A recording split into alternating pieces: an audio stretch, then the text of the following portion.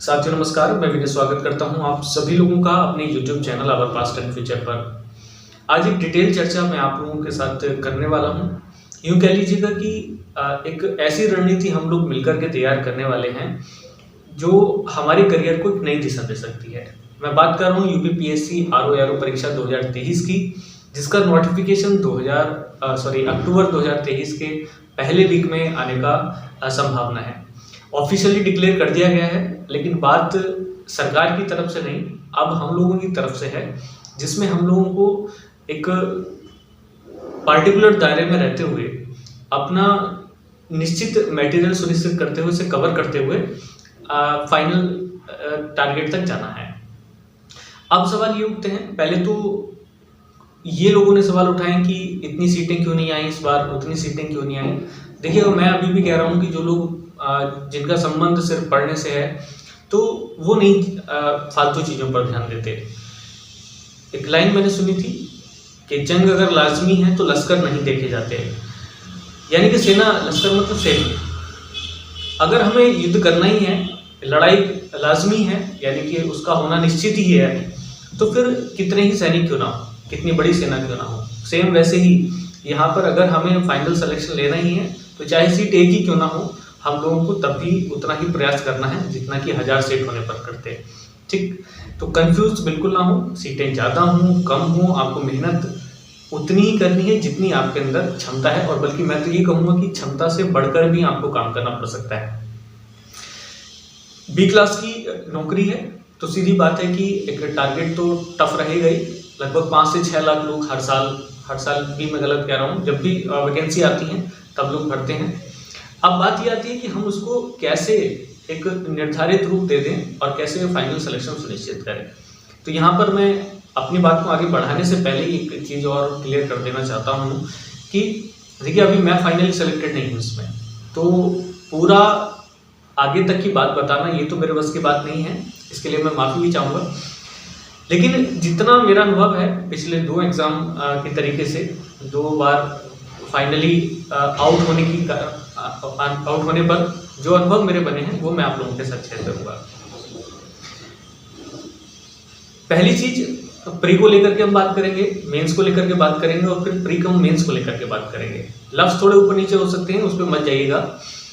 Pre के पे हम लोग मटेरियल को लेकर के पहले बात करते हैं, क्योंकि 2 सवाल विशेष तौर से आए कल की वीडियो को लेकर के कि हम मटेरियल कौन सा फॉलो करें और जिससे हमारे नंबर अच्छे आ सकें, और प्लस उसको करें कैसे। तो मैं दोनों ही चीज़ों पर बात कर रहा हूँ, तो पेशेंस रख करके थोड़ा सा इस वीडियो को सुनने की कोशिश करें।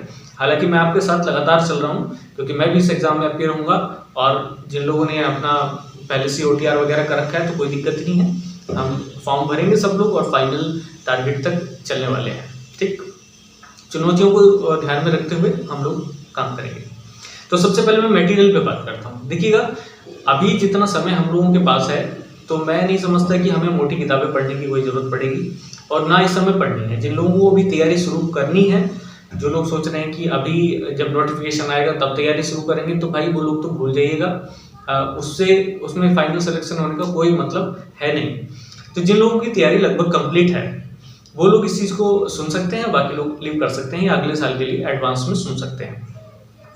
तो मटेरियल पे ये बात है कि देखो, एक चीज़ होती थी पहले, जो अलग अलग प्रकार के पब्लिकेशंस अपने सेट्स निकालते थे, अब भी निकालते हैं, यूथ वाले निकालते हैं, ठीक है, या मेरे तो दिमाग से भी बहुत सारी चीज़ें निकल गई जो पब्लिकेशन ऐसी बुक के तौर पे अपने प्रैक्टिस सेट निकालते हैं।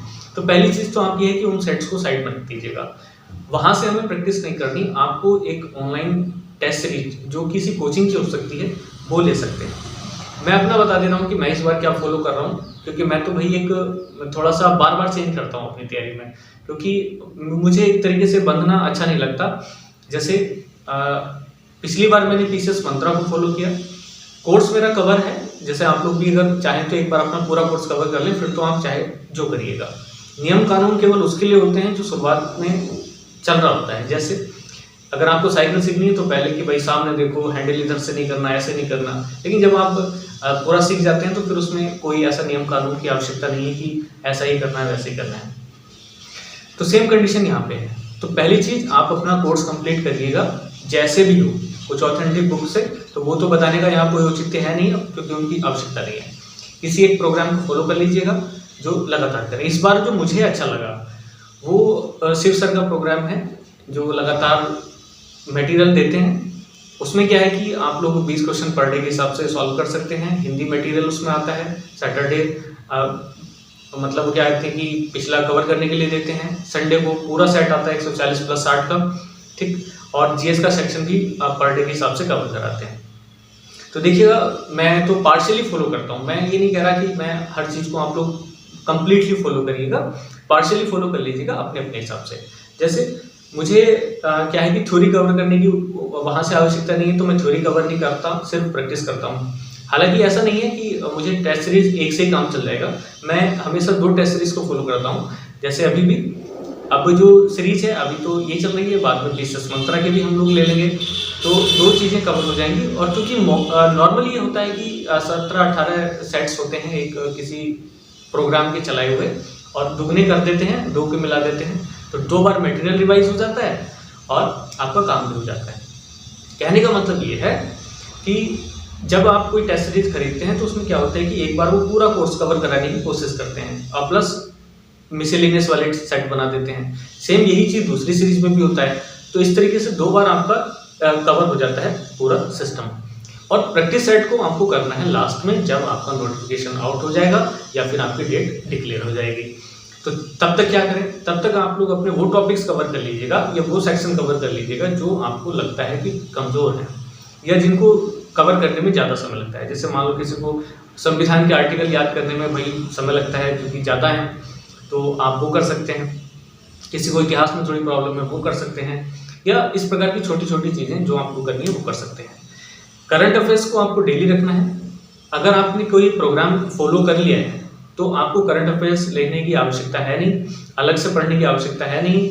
जैसे मैं उनको प्रोग्राम फॉलो कर रहा हूँ अभी फ़िलहाल, और भी चीज़ें मैं फॉलो करता हूँ, अब वो अपनी सहूलियत के हिसाब से, क्योंकि कई बार क्या होता है कि एक ही जगह से काम पूरा नहीं होता। ये बात मैं अब भी कह रहा हूँ, बाद में भी आपको ध्यान में रखनी है। तो उसमें क्या है कि डेली करंट अफेयर्स आती है और वो फाइनली फिर मंथली सबमिट करके दे देते हैं। तो वो मैगजीन प्लस जब लास्ट आएगा तो हम लोगों को जो भाई ऑनलाइन लास्ट टाइम पे बड़ी भरमार होती है कि 100 सवाल, ये मोस्ट इम्पोर्टेंट लास्ट के 100 मतलब सितंबर के अक्टूबर के इस तरीके से, तो वो हम फिर बाद में 4-5 बार उसको सुन लेते हैं। तो मोटे मोटे सवाल वहाँ से कवर हो जाते हैं। फैक्ट्स तो कुल मिलाकर के ये करना है कि अभी नॉर्मल तैयारी करनी है और प्रैक्टिस सेट और फैक्ट्स को याद करना है आपको, तब जब आपकी एग्जाम डेट लगभग क्लियर हो जाएगी और 1 से 1.5 महीना आपका बचेगा। ठीक, सबका अपना अपना सिस्टम होता है। मैं तो लगभग 1.5 महीना पहले से ये चीज़ें शुरू कर देता हूँ। उससे पहले तो अभी नॉर्मली ये जो बुक्स हैं अपनी जैसी तैयारी चल रही है वैसे ही चला करके रखते हैं। ये बात समझ में आ गई। जीएस के लिए क्या करना है, हिंदी के लिए टेस्ट सीरीज में आपको मिलेगा, कोई दिक्कत नहीं है, लेकिन उसके अलावा भी आप लोग आदित्य पब्लिकेशन, वही जो जानी मानी बुक है।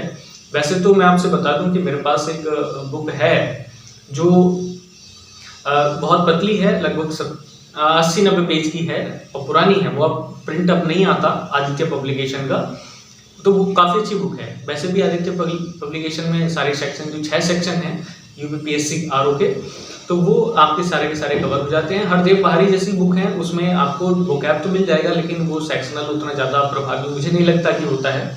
तो उस चीज़ को आप नज़रअंदाज कर करके बाकी सब चीज़ों को कवर करिएगा। अब ये तो हो गई इधर की बात कि हिंदी को कैसे करना है और उसको कैसे करना है। मैं हालांकि हिंदी के टॉपिक को लेकर के कल एक और वीडियो बनाऊंगा कि हिंदी की प्रासंगिकता क्या है हमारे इस काम में जो हम करने जा रहे हैं यूपीपीएससी आरओ का, क्योंकि ये हिंदी सेक्शन ही ऐसा है जो हमें बहुत आगे तक लेकर के जाने वाला है। तो हिंदी के अभी अब कुछ लोग कह रहे हैं कि मेंस की तैयारी के साथ में शुरू करते हैं, तो भाई जिनको लगता है कि हमारा समय बच पा रहा है अभी, तो वो लोग क्या कर सकते हैं कि हिंदी के वो सेक्शन जो वन लाइनर हैं वो आप अभी कवर कर सकते हैं। जैसे क्या होता है कि वन वर्ड आप याद कर सकते हैं, ये तो है ही, मेंस में भी काम आएगा, क्योंकि प्री कम मेंस की तैयारी ये साथ ही साथ चलती है।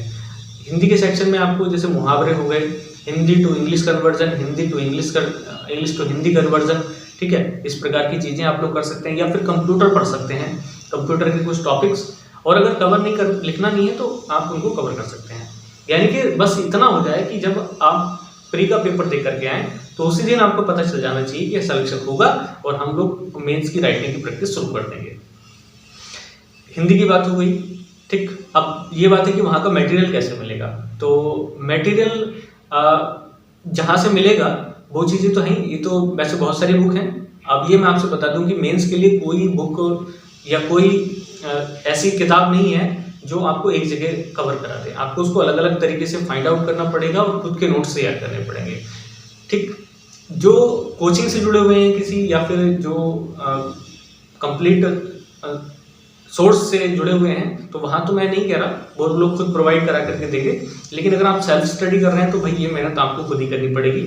मिलजुल करके इकट्ठे करिएगा, अलग अलग बुक से वो सारी वोकैब उठा लीजिएगा और सारा मटेरियल को इकट्ठा कर लीजिएगा, ठीक है। इसका कोई अलग से मामला नहीं है। और जो एक बात क्या बोलते हैं, प्रैक्टिस की है लेटर राइटिंग या उसकी, तो वो तो हम बाद में ही कर लेंगे। लेकिन हाँ, अभी फिलहाल आप एक काम और कर सकते हैं, वो है ऐसे का। ऐसे में आप लोगों को क्या करना है, ऐसे राइटिंग में देखो, अभी ड्राफ्टिंग उतनी ज़्यादा इंपॉर्टेंट नहीं है, लेकिन पढ़ना आपका बहुत ज़रूरी है। अगर आप पढ़ेंगे नहीं तो ऐसे राइटिंग में आपको पूरी दिक्कत हो जाने वाली है। तो अभी क्या कर सकते हैं, देखो मैं अपना बता देता हूँ कि जैसे अगर आप आर्टिकल्स कहीं पढ़ रहे हैं तो बड़े आर्टिकल्स तो देख पाना थोड़ा मुश्किल पड़ता है, लेकिन सभी के आसपास आप देख सकते हैं कि दैनिक जागरण या अमर उजाला जैसे न्यूज़पेपर मिल जाते हैं, तो उसके जो एडिटोरियल्स हैं वो आप लोग पढ़ सकते हैं नॉर्मली। वहाँ से आपको लैंग्वेज पता चलेगी, कुछ वोकैब पता चलेगी जो आप यहाँ पर अप्लाई कर सकते हैं। अब मैं यहीं पर एक बात बीच में जोड़ना चाहूँगा। वैसे तो आप समझ सकते हैं कि 2 से 4 रुपए का जो न्यूज़पेपर मिलता है, और रद्दी में भी अगर आप लेना चाहें तो किसी से पिछला बैक का ले सकते हैं, क्योंकि इतना पुराना नहीं होता, सारा करंट है पिछले 6 महीने का, आप उसको लेट भी पढ़ सकते हैं। यानी कि इससे सस्ता हिसाब किताब मुझे नहीं लगता कहीं होगा, आप ये पढ़िएगा। और बाकी तो जो आपके अलग से कुछ देखना है, जो कल्चर पे हमारे ऐसे होते हैं या वैसे, तो उनके लिए आप पिछली कोई बुक उठा करके याद कर सकते हैं, या उसका मतलब बुक का सहारा लिया जा सकता है, कोई दिक्कत नहीं है। या फिर दूसरा तरीका जो मैं फॉलो करता हूँ, इस बार की जैसे योजना में इस बार विशेष तौर से आज़ादी का अमृत महोत्सव, इसका विशेषांक है इस बार। तो पहले ही देख लेते हैं ऑनलाइन की कौन कौन से विशेषांक या किस चीज़ पर आधारित पत्रिका इस बार आ रही है। तो अगर आपको लगता है कि इंपॉर्टेंट टॉपिक्स हैं तो आपको मैगजीन खरीद लीजिएगा, आराम से पढ़िए उसको, 1 महीने में 1.5 महीने में कोई दिक्कत नहीं है। मैंने ले ली इस बार की योजना, अभी इधर कहीं पड़ी होगी, ठीक। तो योजना ले लीजिएगा, इस बार की विशेष है, आप सभी को लेनी भी चाहिए। और दूसरा, कुरुक्षेत्र मैगजीन, अगर आपको एग्रीकल्चर से जुड़ी हुई और चीज़ें चाहिए तो वहाँ से भी आप कवर कर सकते हैं। बस ये टॉपिक देख लीजिएगा कि पहले कौन सी है। और अगर ऑनलाइन ही देख पा रहे हैं तो भैया दुकान पे जाइएगा, सीधा वहाँ उठा करके ओपन करके देखिएगा कि अगर टॉपिक आपको लगता है कि हमारे उन 9 टॉपिक से जुड़ा हुआ है जो हमारे क्या बोलते हैं पहले से निर्धारित हैं आरोग्य परीक्षा में, कि जिस पर हमें निबंध लिखना है, तो अगर उनसे टॉपिक से जुड़े हुए कोई टॉपिक मिल रहे हैं तो आप उस मैगजीन को ले आइएगा, नहीं तो उसको छोड़ दीजिएगा। तो इस तरीके से आप अपना पूरा सिलेबस एक बार कवर कर सकते हैं। तो देखो एक चीज़ हाँ और मैं बताने से रह गया, बीच में चूक गया, वो क्या है, वोकैब हमारे यहाँ पर आरो का बहुत ज़्यादा इम्पोर्टेंट रोल प्ले करता है। तो वोकैब को खाली आप रटे ना, ठीक है, मतलब ये इसका मतलब ये, उसके अर्थ को भी समझने की कोशिश करें। अगर अर्थ नहीं समझेंगे तो हम उसको टिक तो कर सकते हैं, जल्दी ही भूल जाएंगे, उसका प्रयोग करना बड़ा मुश्किल काम हो जाता है। तो अगर आपको हिंदी शब्द का अर्थ पता चल पा रहा है तो आप उसको अपनी ऐसे राइटिंग में या हिंदी ड्राफ्टिंग में बड़े आसानी से प्रयोग कर सकते हैं, और उसमें आपको कोई दिक्कत भी नहीं होगी। तो बेहतर है कि चीज़ को खरीद करके खड़ा करने से, जैसे आपने 5 लाख 6 लाख की गाड़ी ली और खरीद घर पे खड़ी कर दी और उसका इस्तेमाल नहीं कर रहे हैं तो दिक्कत हो जाएगी, थोड़े समय बाद वो खुद ही खराब हो जाने वाली है। सेम कंडीशन यहीं पर है वोकैब की। आपने बहुत सारा वोकैब इकट्ठा कर लिया, उसको रट डाला, लेकिन आपको उसका प्रयोग नहीं पता कहाँ करना है, कैसे करना है, तो वो आपके लिए दिक्कत वाली बात हो सकती है। तो इसलिए जो भी चीज़ करें इस तरीके से करें कि उसका आप प्रयोग समझ सकें, ठीक। और अगर प्रयोग नहीं समझ पा रहे हैं तो फिर आपको फिर दोबारा से वही परेशानी झेलनी पड़ेगी जो अभी पीछे झेलनी पड़ी होगी। और मैं नहीं चाहता कि हमारे साथ जितने भी लोग तैयारी कर रहे हैं वो ऐसे करें। अगर किसी के पास नोट्स हैं, चाहे वो आपके करंट अफेयर्स के नोट हों या फिर किसी और सब्जेक्ट के नोट हों, तब भी एक आदत और आप निश्चित तौर से डाल लीजिएगा कि जब उसको कर रहे हो तो मेन हेडलाइन की ड्राफ्टिंग आप कर लें, मतलब उसको लिख डालें। जैसे लंबी लाइन है उसमें से आपको जो जूस निकला उसको आप रफली लिख दें, जो जोश निकला उसको रफली लिख दें। इस तरीके से आपको करना पड़ेगा। अब बात ये आती है कि ऐसे क्यों करें। हम सीधे क्यों ना किताब में अंडरलाइन कर दें, ऐसे उसको डार्क कर दें, हाईलाइट कर दें। देखिएगा, मैं इस चीज़ पर भी एक एग्जांपल देने की कोशिश करूंगा, आप उसको समझिए। मैं हूँ, मेरा एक दोस्त है, मैं उसको बस हाई कर दिया और चले गए आगे, वो ने भी हाई किया, हेल्प, और आगे चले गए। तो जितना समय आप जिसको देंगे, हमारे उतने ही टर्म्स उसके साथ पढ़ेंगे। सीधी सीधी बात है। रिश्तेदारी में गए, हल्की सी बोलचाल हुई और वापस आ गए, तो उतने ज़्यादा संपर्क नहीं बढ़ते। जिसके साथ हम जितना समय व्यतीत करेंगे, उतना उसके साथ हमारा परिचय बढ़ेगा, उसके साथ हम उतने ओपन होंगे और उसके साथ उतनी ही हमारी इंटीमेसी होगी। सेम यही चीज़ है हमारी वोकैब में, सॉरी राइटिंग में। अगर आपने खाली उसको एक बार पढ़ लिया, एक लाइन पढ़ दी, पूरी बड़ी सी वन लाइनर है और काम खत्म। उसमें कितना समय आपने उसको दिया? मात्र 1 सेकंड, 2 सेकंड, 5 सेकंड, 10 सेकंड, और आप आगे निकल गए। तो सीधी बात है, अगर आप उसको समय नहीं दे पा रहे हैं तो वो आपको क्यों समय देगी? 5 सेकंड आपने दिए उसको, तो 10 सेकंड में 10 मिनट या 10 दिन, बस वो आपके साथ फिर खत्म हो जाएगी। और आप उसको लिख रहे हैं, हाईलाइट कर रहे हैं, तो और ज़्यादा समय लगेगा, तो और थोड़े समय रुक जाएगी। और आप उसको अगर लिख दे रहे हैं एक बार, तो वो और ज़्यादा समय के लिए आपके साथ रहेगी।